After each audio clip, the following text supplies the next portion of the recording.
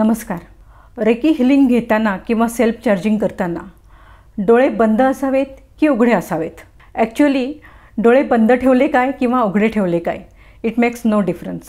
कारण रेकी करताना आपल्याला कॉन्सन्ट्रेशनची गरज नसते. पण तुम्हाला जर रेकीला हातामध्ये योग्य प्रकारे फील करायचं असेल तर डोळे बंद ठेवणे योग्य. जर आपल्याला रेकी चार्जिंग करताना खरंच मेडिटेटिव्ह स्टेटमध्ये जाण्याची इच्छा असेल तर डोळे बंद ठेवूनच रेकी हिलिंग करावं किंवा चार्जिंग करावं. त्यामुळे आपण रेकीचा प्रवाह हा प्रत्येक पॉईंटवर फील करू शकतो. त्यामुळे एक प्रकारचं रिलॅक्सेशन मिळतं आणि आपल्याला अल्फा स्टेजमध्ये जाण्यास मदत होते.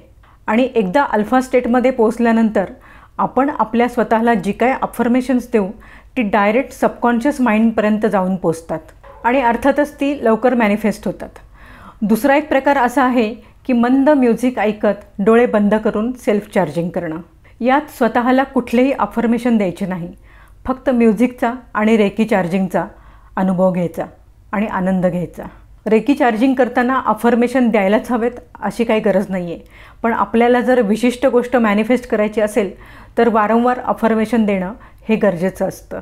रोज असे केल्याने ते अफर्मेशन सबकॉन्शियस माइंडपर्यंत जातं, सबकॉन्शियस माइंडकडून कॅच केलं जातं आणि ते लवकरात लवकर मॅनिफेस्ट होण्यास मदत होते. पण काहीच न बोलता किंवा कुठलेही अफर्मेशन न देता केवळ सुदिंग अशा म्युझिकसोबत जर आपण सेल्फ हिलिंग केलं तरीसुद्धा ते अतिशय उत्तम हिलिंग होतं.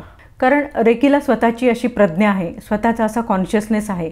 त्यामुळे रेकीची जिथे जिथे जेवढ्या प्रमाणात गरज आहे तेवढ्या प्रमाणात रेकी तिथे जाऊन पोचते आणि आपलं हिलिंगचं काम करते.